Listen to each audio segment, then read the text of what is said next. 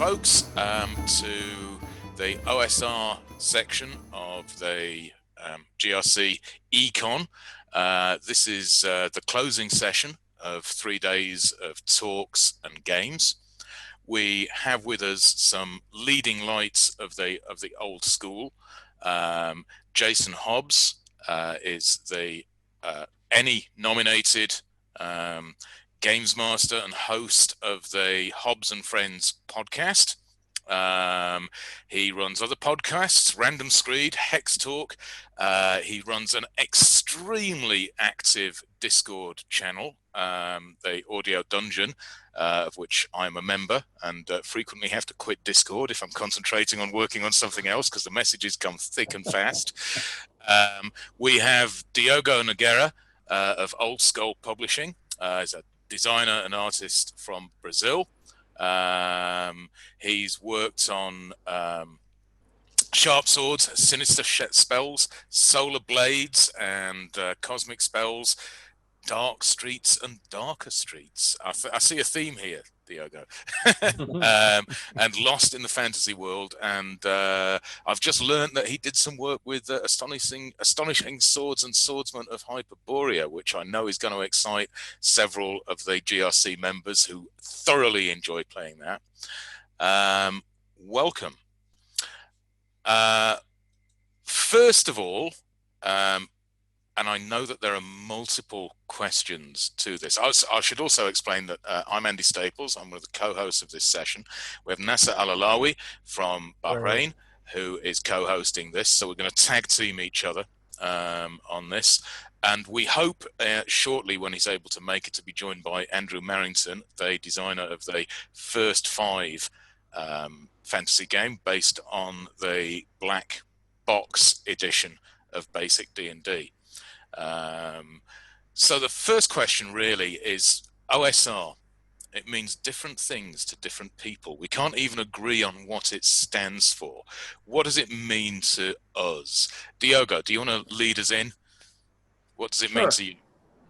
Yeah, well, we first have to talk a little bit what OSR means, and for a lot of people, it can mean like the old school Renaissance or old school Revolution. And the people who likes this style of game makes like jokes about meaning oh shit run or all other anachronisms for the letters, right? And for me, it's basically a style of play that tries to capture the way games were played in the 70s and 80s, especially, and it revolves more around player choices and systems that, although they were like could be complex on the GM side of the game, on the player side they were usually more straightforward. They wouldn't have too many options to customize your character in all these details that some games focus on today, and your character would be almost like created as you play the game. Like you create your character quite fast within the rules, and you would just detail him as you play along. And it's a play style that focuses more about how you play the game instead of how you play your character, because not all of the solutions for the problems that we'll face in the game will be on the character sheet, under the rules. and you have to figure it out how to use your ideas, your creativity through the rules to achieve what you want. And there are a lot of games that simulate this experience, replicating the old rules that we had in the 70s and 80s. But nowadays, people are creating games that don't necessarily replicate these old systems, old rules, but they come with more modern sensibilities, modern rules, but which still captures the same kind of experience, player focusing and more open-ended than more how traditional RPGs do nowadays. I think that's my definition, at least. Jason, what does OSR mean to you? Both the acronym and the style of play, or Well, the I would style of game. say Diogo did a great job. I wonder if he was reading something. Did you write that ahead of time, Diogo? I'm just wondering. That was pretty good.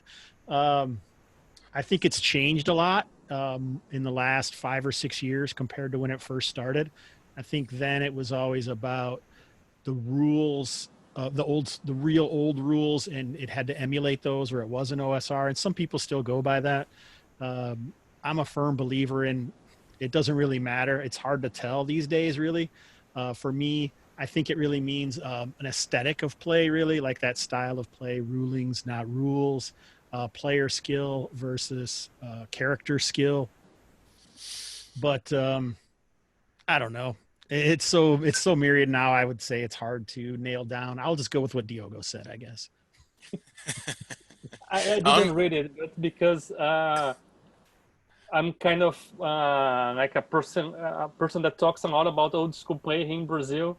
I'm always asked that same question over and over, so I'm accustomed to answer it because it's kind of something small here too. So I'll just do a quick follow up on that if you don't mind, because there are some phrases that we all associate with OSR games.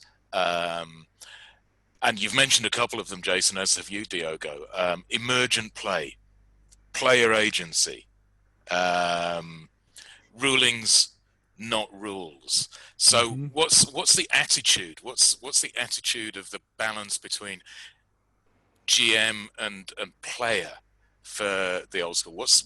How do the rules work into that? Because it's a different approach to certainly to third edition and post third edition D&D. I think that that for me is possibly a hard line on when OSR really sort of ends. Before is OSR and afterwards. And I'll quibble with people about whether first edition AD&D is, which is what I grew up on, is really old school, or whether second edition counts. I'm running second edition now for the first time. And I'm really enjoying it, I have to say.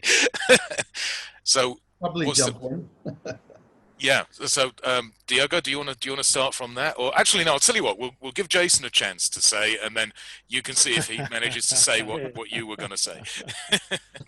Well, I think Diogo was talking about that some when he mentioned modern styles of play, which gives a lot more narration, narrative control to players versus older school games that don't. Almost all the narrative control was usually in the game master's hands, and nowadays it's not as much. And you'll see those like in the Black Hack, in a lot of games that Diogo actually wrote. His games have a lot more narrative control to the player. So narrative control isn't the same as player agency.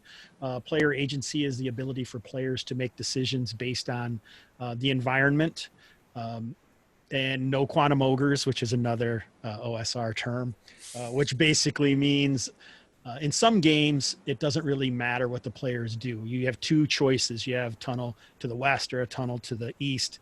And in some games, it doesn't matter which tunnel you decide. The same thing's going to happen regardless. And that's no player agency. And that's what the quantum ogre means, basically, that no matter which way you go, that's what you're going to run into. Man, I don't even know. I should be writing stuff down, Andy. Rulings, not rules. Rulings, not rules means that not every single thing is codified in the rules themselves. Hopefully there's going to be a consistency on how the GM deals with those situations and maybe some back and forth. There's a lot more back and forth, I think, because the rules aren't all that codified. So it's more of a discussion between players and GM and coming to an agreement on exactly how we're going to deal with it this time and hopefully consistently move forward that way in the future. And I'll toss the other one across to Diogo, which is emergent storytelling, because you started talking about your characters, you develop them through play, and I think emergent storytelling is related to that idea, Diogo. Yeah, as Hobbs was saying, like one of the main difference for me is this idea that now you get an adventure for 5th edition or for Pathfinder. It's like an adventure path. You have this huge book that has a beginning, a middle, and an end, and you already defined what's going to happen, because you have everything already lined up to tell a story. And in old school Renaissance kind of game, you don't prep a story, you don't prep what's going to happen, what's going to be the climax, what's going to be the end. Like you prep situations and places and NPCs, and they have their own agenda and they're doing stuff, and you just grab the players and throw there to see what's going to happen. Like the emergent story, it's you don't know if they're going to align themselves with the villagers and try to save the other people that were kidnapped, or if they'll try to capitalize on that and go to the other side and starting like become villains, or if they'll just ignore everybody else and try to loot the castle that has been abandoned because of that. Like we don't have like a set objectives to follow, like a story to satisfy this storytelling. I've grown with more modern games, saying that we have to tell a story. You're creating this narrative and you have to tell it. Good GMs have you incentivize to learn about storytelling, and with the OSR, like you really don't know what's going to happen. Just prepare situations, and you kind of play together with the players, because you have no idea how they're going to deal with that. And the players are exactly the same. They don't begin the game with like a background. You just start playing, and they say, "Oh yeah," and they start inventing their character as they play. So they get to a village and say, "Oh yeah, my cousin lives here," and maybe you incorporate that into the game and start forming what your character does. And if he's doing really well with maybe checks to climb walls, maybe he used to work in a circus or something like that. You begin creating a story as you play and according to the situations. And it saves a lot of time for character creation. And if your character dies, which is kind of more common in OSR gameplay than more modern traditional role-playing games, you haven't invested too much time creating all this backstory. So you can create as you play, and you get attached to your character, not because you spend 3 hours combining skills and talents and creating like this 5-page background, but because you survived such crazy adventures and did so much stuff with him in the game. Yeah, I would agree with that. I would say character generation, like you said, background and backstory is not that involved in OSR games. And it's kind of like a modern game like 5e is more top heavy. A lot of your decisions as a player are an actual character generation, what feats you're going to take or what area you're going to go and how you're going to make your character, where and then you make less decisions later on because your decisions are made by your character sheet. In an OSR game, you don't hardly decide anything. You just pick fighter and that's it. And then all your decisions come afterwards, and most of them don't have to do with your character sheet at all. Lovely, thank you. Nasser, are you gonna take this one? Next question. I think I should. Yeah, I think I'll take this one. Now, I've noticed recently, why are the OSR games not advertised as much as the mainstream games? And probably start with Diogo for this one. Well, probably because we don't have as much money to invest in advertisements as more traditional games that they're backed for bigger companies, you know. And I'm almost like a one-man show. I write, I illustrate it, I do the layout. I hire other people to do some of this stuff too, but it's something that most of the OSR publishers do, like on a side job. They have like their day jobs, and I work here in Brazil. I have a day job, and on my free time, I write, I illustrate, and I do all this kind of stuff. And then I really try to do more this marketing stuff, like in social media, and try to communicate what I'm doing. And I think I'm getting better at this and increasing awareness of my work. But it's really hard and it's really tiresome because you are either writing and creating or you're promoting yourself. But if you have like a company, you can concentrate on writing and creating, and someone else can concentrate on working on marketing. But you have to have the money to invest in this, I guess. Yeah, I mean, think about it. Oh, sorry. Who even does at any of the OSR? Almost all of them are one-man shows. Like Frog God Games maybe would be bigger. Some people would say maybe Goodman Games, but like you say, even Frog God is what, 5 or 6 people, and then they consult everything out. They are having a much larger Kickstarters all the time, just like Goodman. But even Jeff Talanian, I would say Hyperborea is one of the best known OSR games. It's one guy, and then his daughter helps, make some boxes or something. That's it. Amazing work that all these guys do. Did I get the second question as well, Andy? Go ahead. Go ahead. Yeah. All right. What do you guys think that what do the things that the OSR need to tackle? I'm not sure the OSR needs to tackle anything, to be honest. It's got so many different facets now than it used to.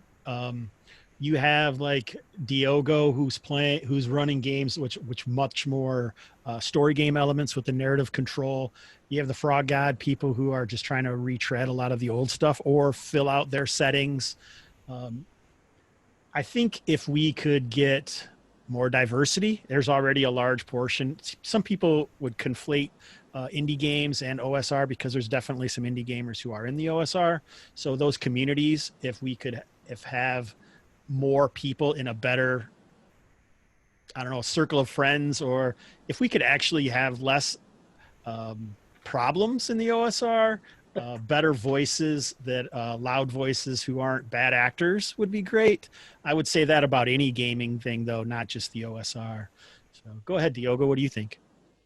Yeah, when I suggested this question, right? I think when I suggested it was more like, what would we like to see? Like I really like cyberpunk, more cyberpunk games in the OSR, and people are coming up with this. But what you said it's really important too.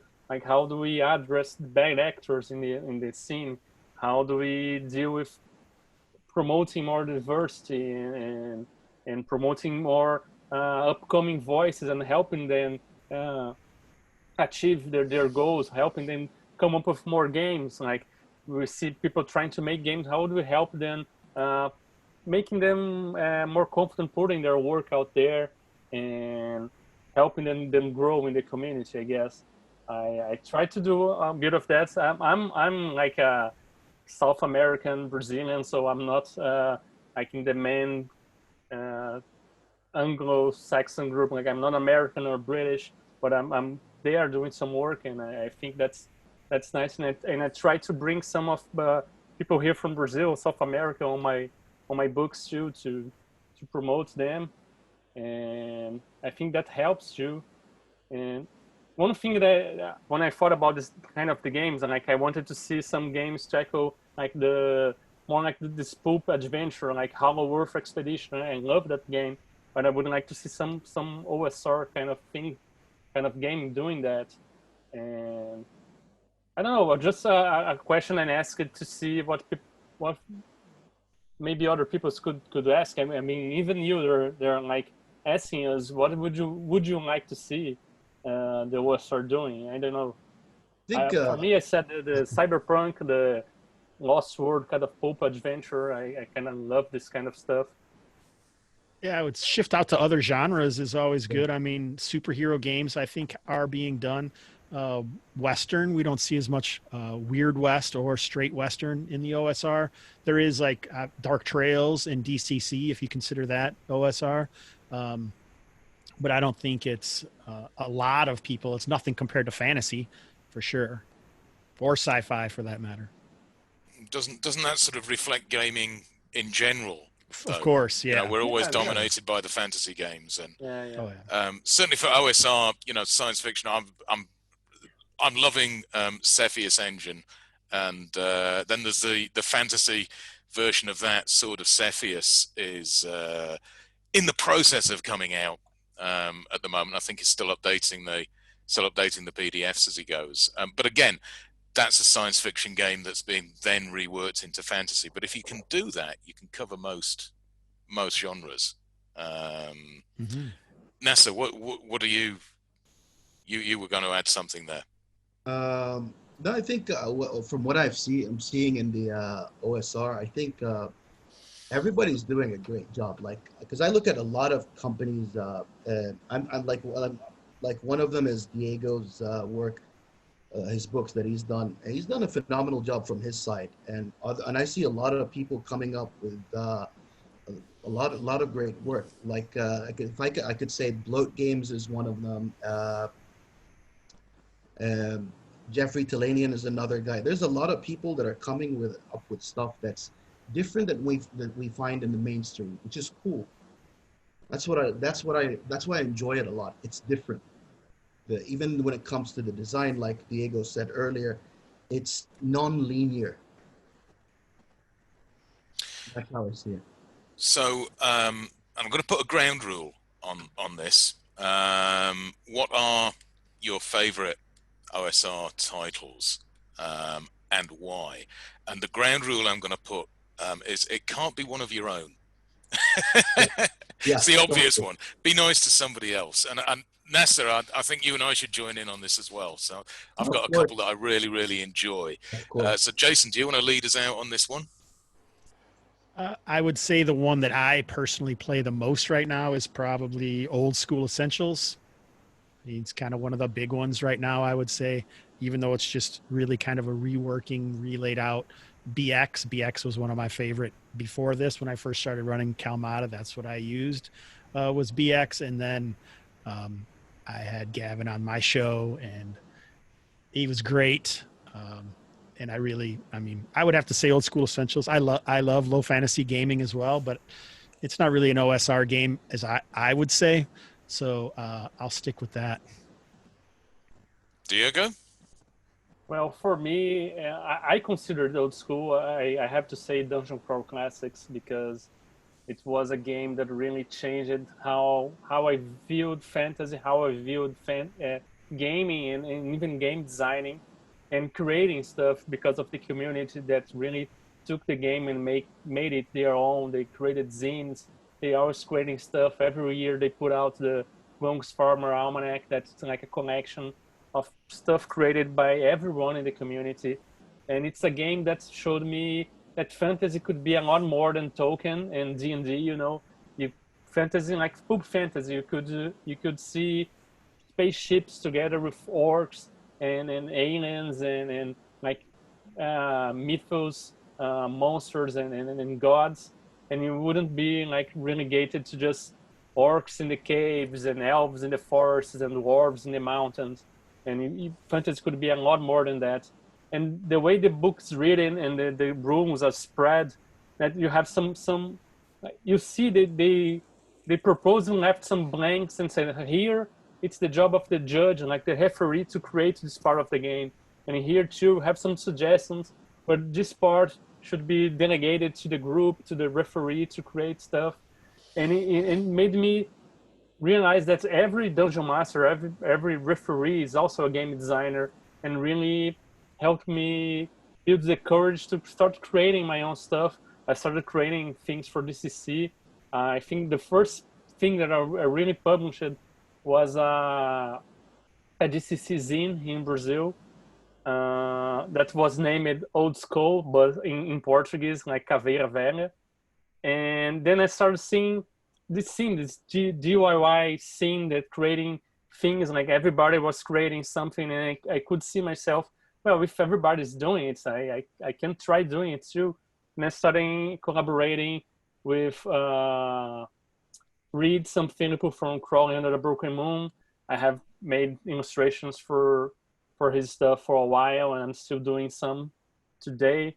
And wrote something for the zine, and started creating my own stuff. So DCC is really important for me, not only on game designing or in the aspect of how fantasy can be, or it can be anything basically. And this do-it-yourself attitude that DCC brings out. DCC is the one that requires sort of the full panoply of game science dice, isn't it? That's kind of been what's stopped me taking the plunge a little bit. I love good dice. I'm frightened of the sharp edges on that D4. You know? You actually don't need the special dice. They have like a special app. You could download them, just play the game. You don't need, but it's fun because you feel like you're playing a role-playing game for the first time again. Like you remember when you saw the D20 for the first time, it was like, what the hell is that? And now with the D7 and D14, you can have the same feeling again.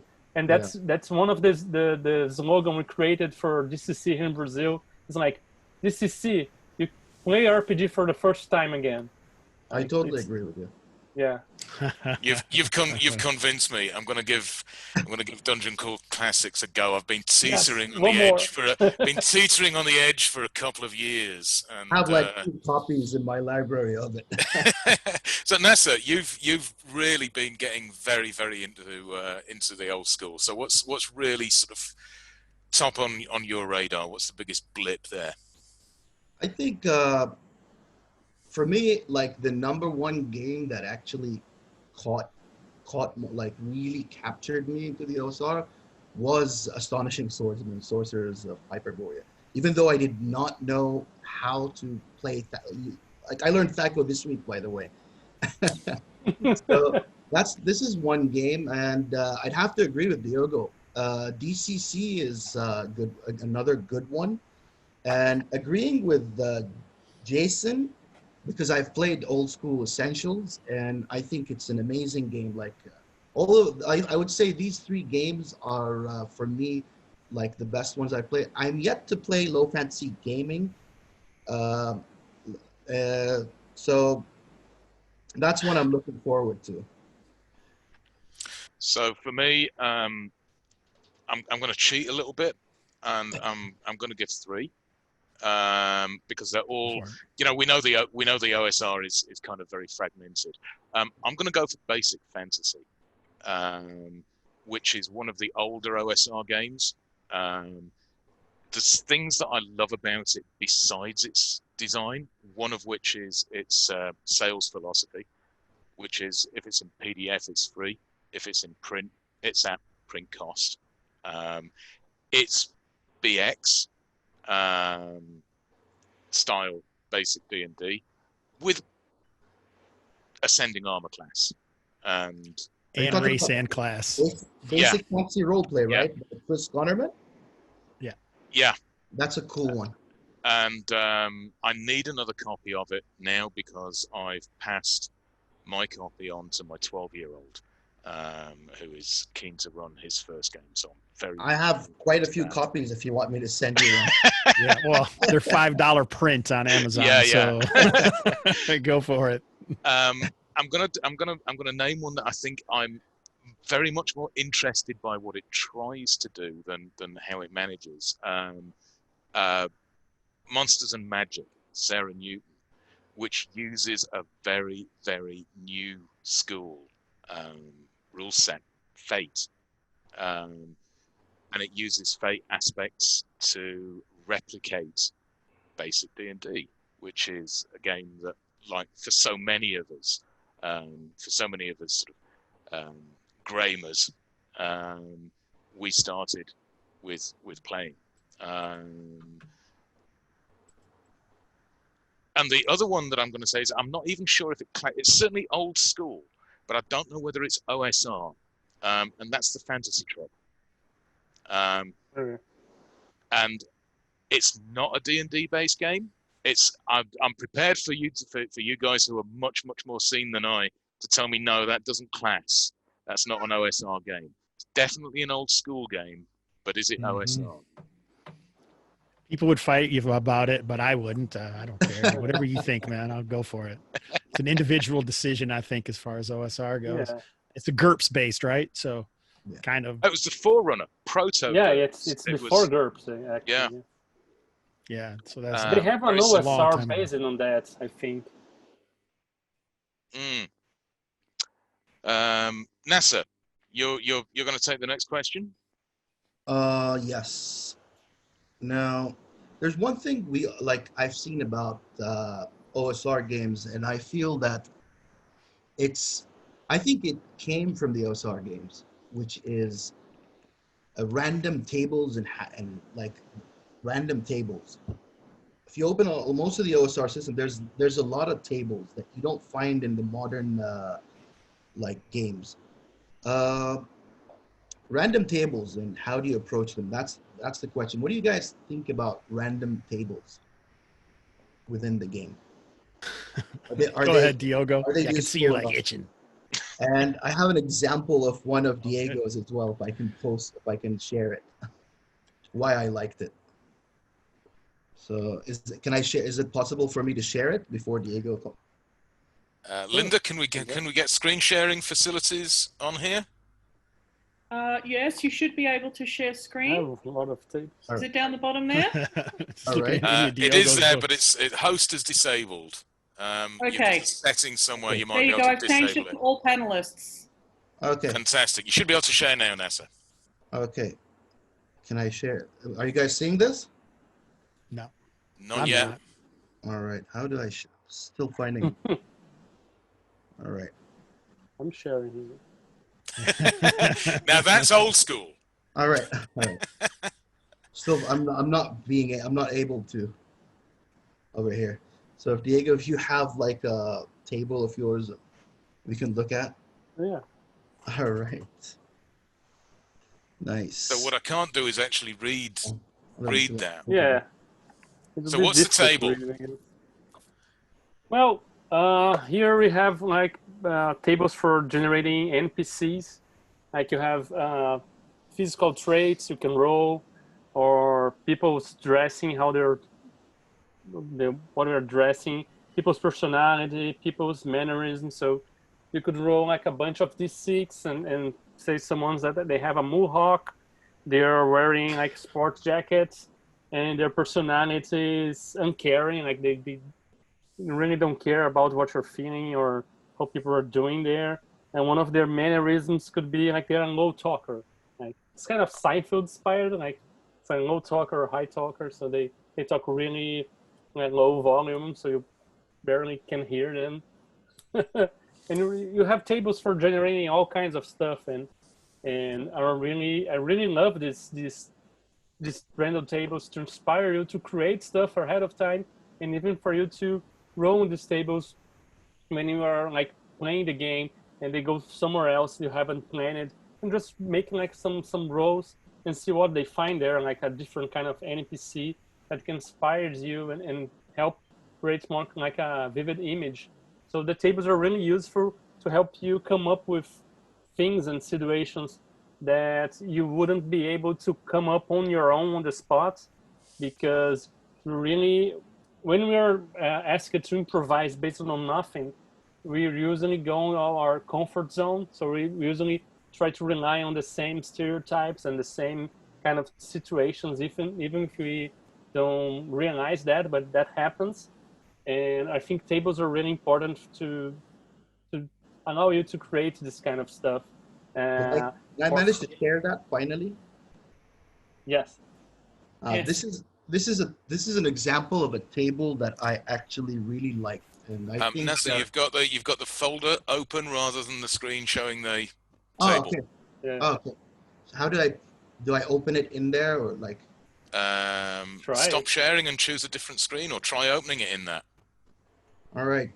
Let me see if I can pull that off. Is it showing again, or is it still not showing? It's still not showing. Now we're getting starting. somewhere, I think. All right. Is it? Nope. I've got grey. No, it's opened. So end your share. All right. Stop sharing. Open the file. Start sharing screen again, and then choose the table that you want us to see. All right. All right. So I close the share, right? And what do I do? Share again. All right. And then it should bring you up a selection of windows to choose. All right. Which you're going to share. Share again. It takes me to the folder itself. Like that's what I'm getting so far. So I'm getting the folder in there. Well, we'll leave that for now then. Right. I'll have a look while you're leading the next question. And actually, Jason, you want to say what if you use random tables, and if so, how you use them? And I'll have a look for a sample of random tables here. Oh, yes. I use random tables all the time in my prep that I'm going to do. So I have kind of a prep heavy system. My game is a hex crawl game. That's what Kalmata is. So the whole process is the players start in the starting town and end in the starting town every session. And I don't know who the players are going to be. And all they're gonna do is they're gonna muster up, and they'll get up to 6 guys, and the caller will decide what they're gonna do, and that's what they go for. And I'll have random tables as they move through the hexes to see what happens, which could include, it could include an encounter. It could include, and that encounter doesn't mean you're absolutely gonna fight something, because now I'm gonna use a reaction table, which a reaction roll, which in its own way is another random table, right? That kind of decides what the demeanor of whatever they ran into has at the time, which could be affected by, their charisma or whatever they say to them at the time. Then I'll also have maybe lair, or a lot of these are right out of old school games like BX or whatever.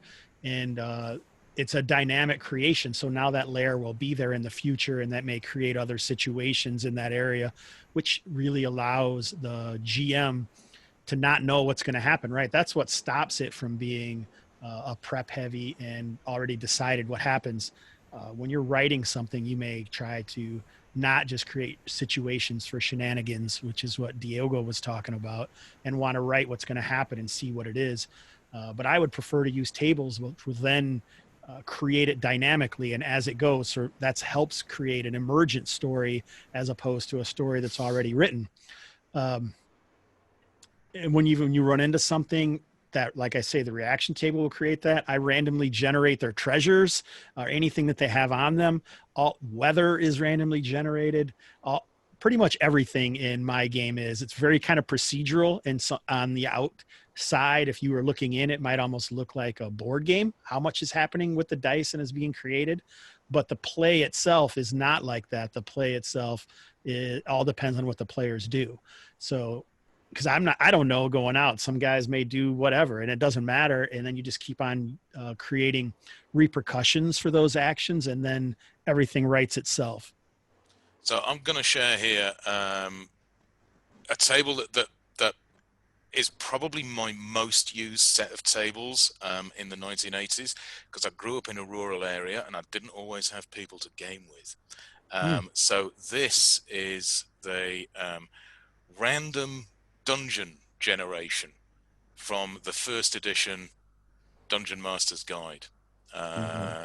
So you have a table, 5 random starting areas, and then you move into the tables for what you find every time you go down a corridor or open a door, or reach the end of the section that you've just randomly generated. And the size of the rooms, how big they are, whether there's treasure in there, what the treasure is in, bags, sacks, small coffers, pottery jars, whether there's a trap on the treasure, how it's hidden, and I use those really very extensively. Because, as I say, in an isolated area, you can't always get people to game with, and this was the days before the internet. And to be honest, I still every once in a while sneakily roll up and map a random dungeon. I don't know why. Nostalgia, I believe. I like the one Diogo makes, like the one I wanted to put over here, and this is something you're gonna like, Andy, because the one he wanted to, he like the one I wanted to put here but couldn't, was about determining a complication for the character. So basically, you roll a 2d6, and there's like a couple of like there's a lot of stuff that could happen based on the dice roll, and I love that that table that you designed about character and their complication that you can use within the story for the character. Very amazing. Yeah, I like that. That was taken from games like Edge of the Empire from Star Wars. Like every character has some personal problem, and that can modify their story and can appear in the middle of the game if it's kind of even player driven. So that's one of the more story gamey narrative stuff that's more indie game use that I incorporated on my old school style of gaming too. So amazing table. Have to commend you on it. Thank you. So our next question on the list is rulings over rules. What does that really mean? Jason, you started to talk about that earlier. Shall we go for a deep dive on rulings over rules? Because this to me is probably the key attitude of certainly of rules light OSR. There's a resurgence now, just a little bit of bringing back MERP. Crunchier games, yes. Yeah, the crunchy games. I've got to admit, I rapidly moved into crunchy games, sort of mid to late 80s, and I'm now designing sort of what is a designer for what is considered one of the crunchiest of all games, Chivalry and Sorcery. Yeah. So yeah, rulings over rules though, even in play, Chivalry and Sorcery leaves a lot of creative gaps, and I think that's what we're talking about. Games Master authority. We don't map every single rule out. Jason, you take it from here. I don't want to answer the question I'm asking you.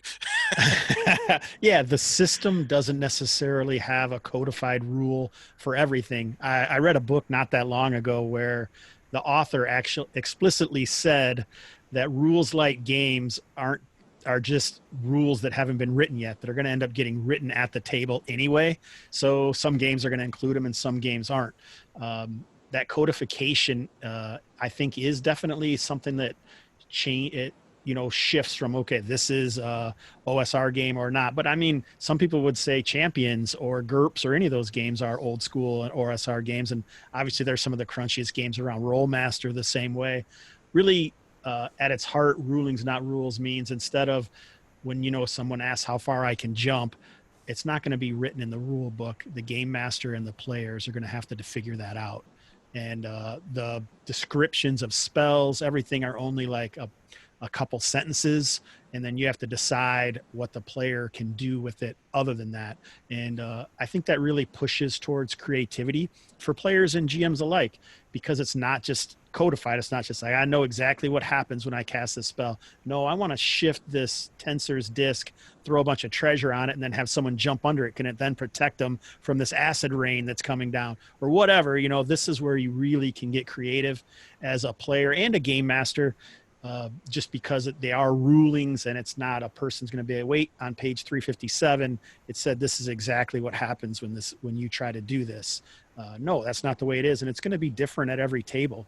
So I think that also helps with imagination. Isn't that what we're trying to do really when we play these games? So Diogo, what's your take on it? Yeah, I agree 100% with Jason. For me, it's rules over rules, more like the game system. They provide like a base structure for the game. So this is the base rules, and you use those rules to resolve this kind of actions. There are the more common actions you use in the game, like swing a sword or cast a spell. But if you want to do something else, you can use this basis of the game, like these core rules, to extrapolate and judge other situations. And it's not even about, like some people say, no, old school games doesn't have skills. But you can have like an old school game that has skills, but the skills doesn't necessarily delimitate everything you can use them. Like remember D&D third edition or something. Like on each skill you have like defining like all the uses you can have of those skills. So that's more like a modern game. Like they try to encapsulate everything you can do so you don't cheat the game. Like they're trying to prevent you from cheating or something. And the old school approach is more like this skill governs like swimming. This athletics, because this will determine if you can swim, run, and etc. And if you want to do something crazy with swimming, like maybe if I can hold my breath and go all the way or the other round with this artifact before it explodes, and they don't try to determine everything you can do with it. So you are free to come up with your own ideas, like, and it gives way more. People think, oh, because my character sheet, I only choose my class. I don't know if I can train an animal, or if I can do all these maneuvers that I know I can do in 3.5 because I have this and this and this feature or skill. But I think these customizations they limit your character more than allow you to do stuff, because they only say what you can do. If the old school games that don't have all these lists, you basically can try to do anything you want to try it, because it's not specified you can or cannot do. So they're more liberating for me, I guess. They allow players to try anything they can think about, and they are not limited to the rules, because the rules doesn't say that you have to have this or this skill or talent to try them. So. I agree with you totally. Nasser, do you want to take the next one? I think we're on number 8 now. I have to start with I'll start with Jason with this one to get to Diogo. What was so appealing about the OSR game art back in the day? I believe that is probably where I would say nostalgia kicks in for me the most. I'm not going to say that black line art is better than anime art or more modern art that you see in 5e games. But I find it more appealing. Art is subjective anyway, right? Yeah. Who knows why anyone likes anything really, but and I'm not an artist, so Diogo is probably going to be all over this because that dude can art. All right. Well, for me, it's not really nostalgia, because I've started playing like in the 90s, because I was born in 84. So I was like 94 or something that I started playing, and I had to have like books with color art. Although the color art back then, it was more like paintings instead of the art that we see more like digital art. And I actually graduated in graphic design in an art school. So I'm really into art stuff and researching. And it's maybe because of my influence of one of my teachers that I call him master until to this day, and like I really like him and his style and his wisdom that he passed it on to us. And he was really, we already had computers and Photoshop back then, and some students hated him because he made people work with paint, you know. He didn't accept work made on the computer. He wanted you to use your hands to paint stuff. And I think when you do use your hands more than the tools you have on the computer, it's really easier to express your style, your own individuality in your art when you use paints and ink. Not necessarily black and white art, but analogic art, like with inks and paints and watercolor and brush, like real brushes. It's easier to pass your style, your expression, and it's harder with digital art to make the arts more personal. Like there's a lot of digital art that you look and you can't really identify the artist, you know, they're good, like technically they're really good, but a lot of this more concept art style, at least for me, seem really similar to one another. So that's why I like more old school art, because I see it and I say, oh, that's Doug Kovacs, that's Elmore, that's, I don't know, any other artist that works more with traditional media. I can look and see his style, his influence, the way he expressed his art. And with more digital, more this concept art that's really more common now, I look and I sometimes even there is one book that I look at it. There's all very different artists. They're like a list of maybe 10 or 12 artists, and I don't know. For me, they seem like made by the same person. And that's a great for point, me, that's Diogo. Very great point. Totally. For me, that's the appeal of the ink art, the black and white art, especially black and white, because you see the lines, you see how he draw lines, how he make mountains. The way Peter Mullen does mountains is different from the way me or Stephen Polk does mountains. So I don't know. I really like seeing how everyone solves the same problems in different art styles, and for me, it's more difficult to do it on digital art. So the last of our questions on our list, we've got a couple of questions from attendees, but the last of our questions is one that has really sort of I struggled with when they first started appearing in games. Many OSR games don't, particularly those that are really based on the old rules, don't have social interaction mechanics. Very many new games do. Now, Jason, you were talking earlier about player skill versus character skill, and it's possibly a reflection of that. Question that goes on to say, does that mean there's no social situations in OSR games? And I don't think that was ever true, even in the old school. No. So, I mean, so what do we do when you have no social interaction, influence, charm, fast talk skills for your character? that's a huge example of player skill, because you just played it out. You just play it out, right? You just let the people talk. I still feel like some people are going to say, well, my bard is obviously a way better talker than I am. And so what I usually do, this is a ruling, not a rule, right? So this, all of this stuff kind of combines and then pushes towards how the aesthetic or style of play that is encompassed by the OSR. What you're usually going to do is try and make the player come up with what they're saying, how they're saying it, what their intention is. And then you're going to attempt to, use one of their their stats, right? One of their ability scores. Because unless you have a skill, like Diogo mentioned, and then you're just going to make a roll to see what happens, which is very probably simple, but that's the way I do it.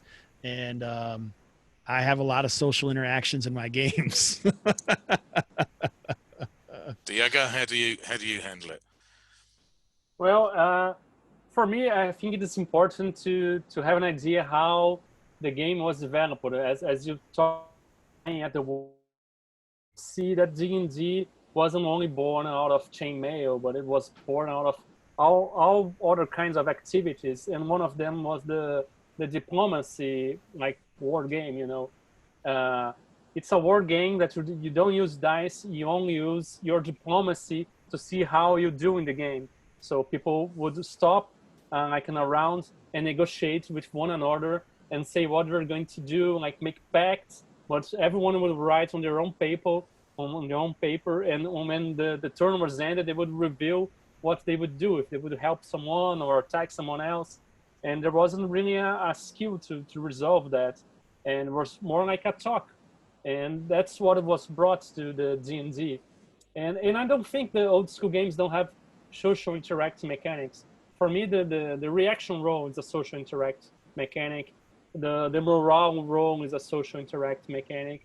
Your charisma is one too, because it says how many hirelings you can have, how many followers you You can have how you modify the reaction roll. So your charisma already modifies your reaction roll. There is social mechanics there, but they just go to a certain point, and from there you have to take over and use your creativity and talk your way out. And I don't mean that you have to play like an actor in a TV. You have to do voices and actually make your argument to the GM. But I ask something like, what do you want out of it? What you're willing to offer and that's how I determine what people want to do. And I have an idea of what the NPC wants and what they're willing to part with and what they want from the PCs and how they can make this arrangement. I may allow some kind of like intelligence check to see they can perceive if he's nervous, if he's eyeing something. And I always provide as much information as I can. Like, you see he's really nervous or he's eyeing your necklace too much. He's really, every time he talks to you, he's always looking at your necklace. Maybe he wants necklace or something. And one of the things I really like to do in OSR games, because I try not to use dice at all on social interactions, is really saying yes to interesting ideas. Even if they're not perfect, I try to say yes to incentivize, to encourage the players to always try something different instead of just drawing their blades and attacking everybody. So if they do something funny, they offer something that's mildly interesting for the game to develop, I say yes, and let's see how this goes. Or I say yes, but I ask something in return from them and play it out just to see how it works out. And there is one thing that I used with the rules over rules to modify the reaction roll is like if they go to a king and they bring a present to the king, I use the advantage on the reaction roll. I roll 3d6 and pick the discard the lowest one. Or if they bring something that's like a unfit present to the king, I roll 2d6 and discard the highest one. So they can, there is a mechanic for social encounters, but it depends on what the players try to do. If they're talking to a really a noble and they treat him with respect and deference, they may have a better reaction. But if they get all cocky and start mistreating someone, the reaction roll is made like with disadvantage or something like this. So we've got we're running towards the end of time. We've got a couple of questions from our attendees. Nasser, do you want to lead off with whichever one of those you want to read? I think I'm gonna go with this one. This one's for you, Diogo. What advice would you give to artists that want to break into the OSR and collaborate with authors? Well, the advice I followed and kind of worked for me was an advice that I read on a book about illustrating children's book, because I used it to work on children's book. I have some that I plan on even publishing in English, but the first advice it gives is make your own book. Like, grab a really simple rule set and make a book with it. Illustrate it, make the cover, and lay it out, and put on Drive-thru for some, and try to print it and promote it, because people will see your art in your book, and will ask if you do this kind of stuff.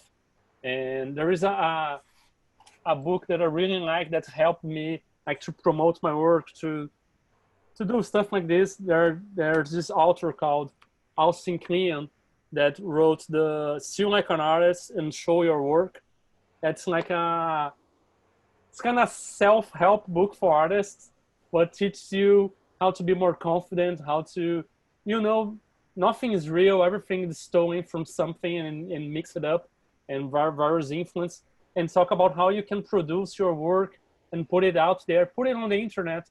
Don't be afraid people will steal it, and post your process, what you're doing right now, and people start seeing and follow you as you work through it. But my first advice would be grabbing like a really simple rule set and make something with it and publish it like a small book, Sharp Sword and Sinister Spells.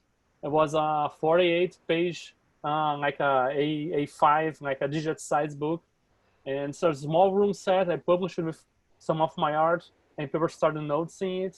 Or try to volunteer to help with a zine, like make a zine with someone. The Gunk Farmers Almanac for DCC has lots and lots of people working on it, and you expose your work to like a large player base and a large base of publishers. It's a good place to start, and I think that's what worked for me, and that's what I tell other artists to do. But Great advice, Diogo.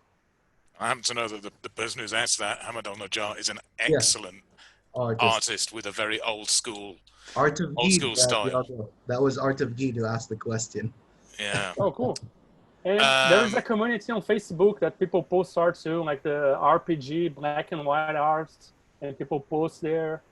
And I don't know, just expose yourself. We can't be shy, you know, like creators can't be shy. Sometimes I think, oh, I'm talking too much about my stuff.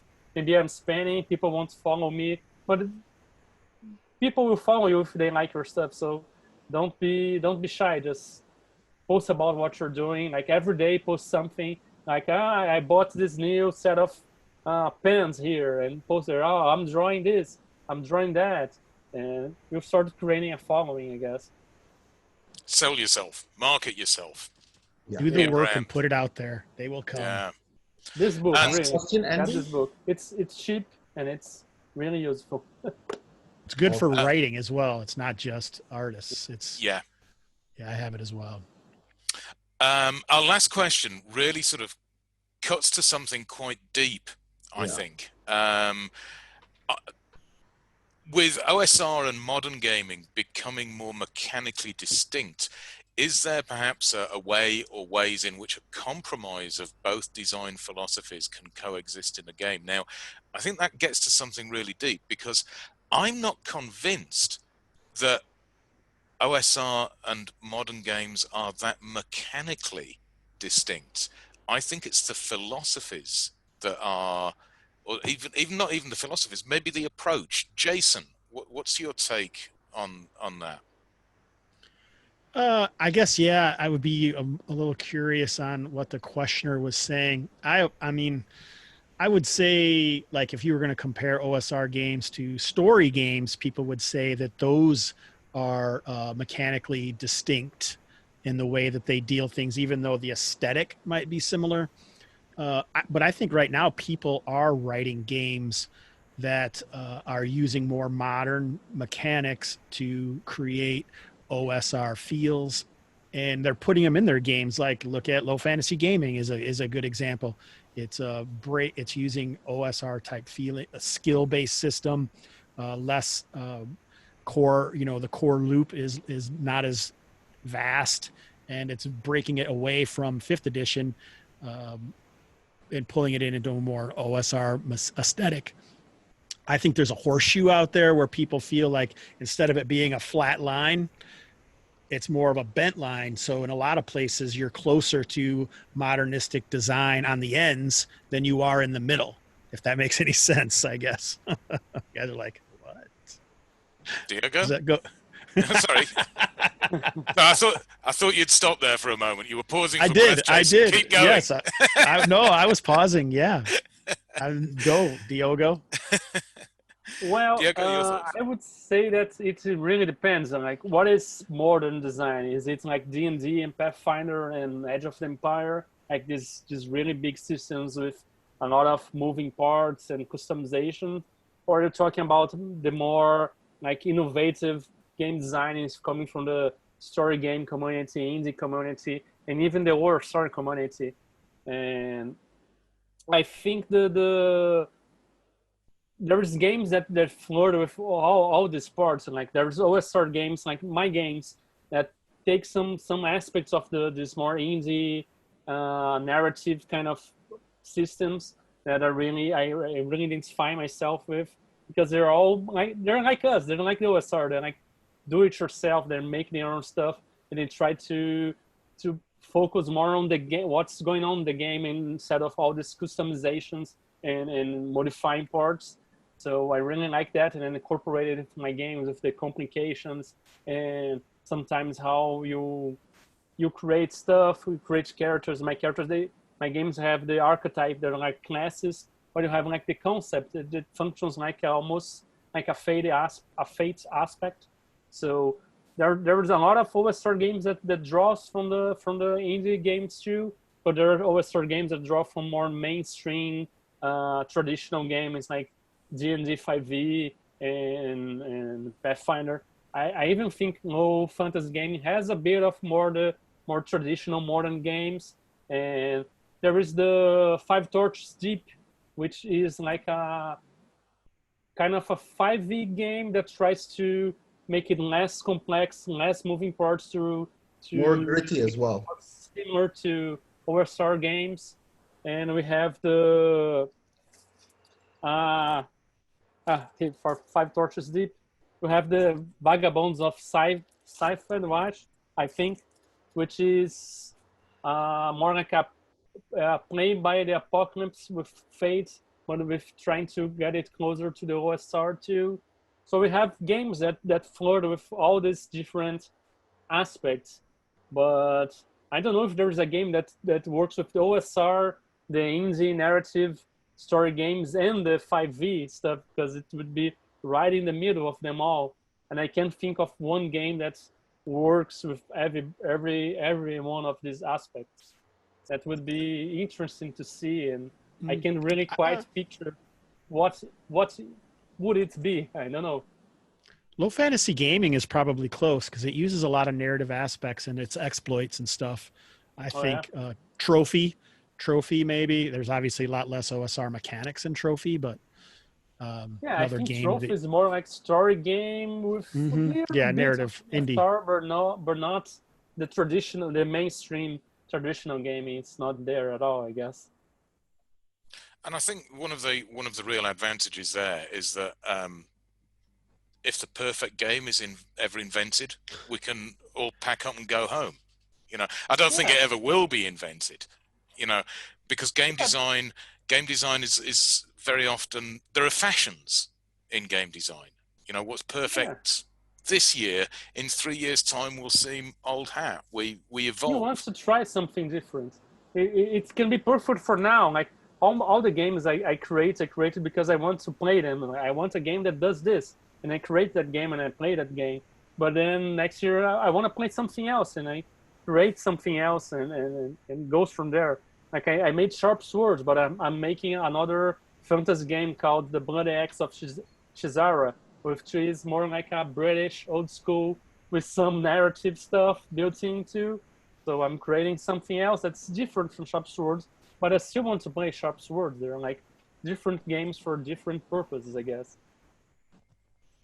We've got one here that's marked as answered. I'm not sure if we did answer it. So I see random NPC table generators, and if I just want to use Excel to generate, would it still be old school? Yeah, old school doesn't mean that you don't use computers ever. Thank goodness. What are we doing here? Jason, do you want to take that, or agree or disagree with me? It looks like Diogo typed an answer in there. Oh, he did. Right. Yeah, and I would agree completely. I think people have been using Excel and worksheets forever as far as old school games go, and go get after it. I would only say, hey, share it to everyone else so we can use it too. I use an app called I can't even remember what it's called. Notepad Inspiration or something like that. It's a lookup and random generation table, and it's absolutely full of old school stuff. Random names of books that you might find in the dungeon. Random names of, and very much people are encouraged to create their own tables. And Andrew Marrington has finally managed to join us as we wrap up. So our final panelist, Andrew Marrington, the designer of First 5 fantasy role-playing, is just in time to wave bye-bye to everybody. No, say something, Andrew. Well, yeah, I'm sorry that this emergency called me away from this, but I'm really, I've caught snippets of this on the phone from a clinic waiting room and from the car through the Bluetooth. I wasn't watching my phone as I drove. But, so thank you so much to Jason and Diogo for joining us, and Andy and Nasser for stepping in for me. So thank you so much. Really appreciate it. Good to see you, though.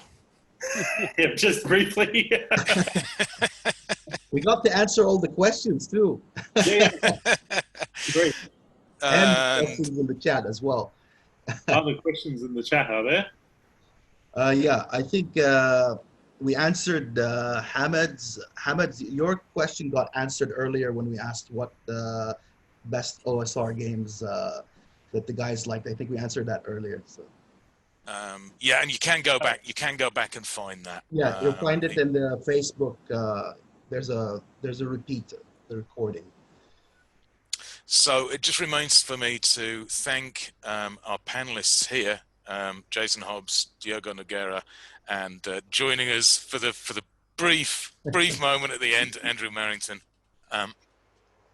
To thank our administrator working in the background, Linda Marrington. Thank you very much. and our IT staff. To thank our attendees, and really to thank those of you who have been with us for 3 days of panels and gaming, both old school and new school. It's been our first virtual con, our first e-con. We normally meet face to face when we do these things, so it's been a bit of a learning curve for all of us. It has been absolutely fantastic to be able to get gamers from America, from Brazil, from Germany, Sweden, the UK. We've had people from around the world. Chris Sevelson from Black Void joined us from Singapore. We often feel very isolated from the rest of the world as a Middle East gaming community. This gives us a way to actually talk to our fellow gamers around the world and get their insights and share some of our experiences. Thank you very much, all of you, for being part of the first Gulf Roleplaying Community Econ. We will do this again. Thank you. Thank you. Thank you, guys. for having me. Thanks, Diogo. Thanks, Jason. And thanks, Thanks, guys. Thanks. Thanks, Andrew.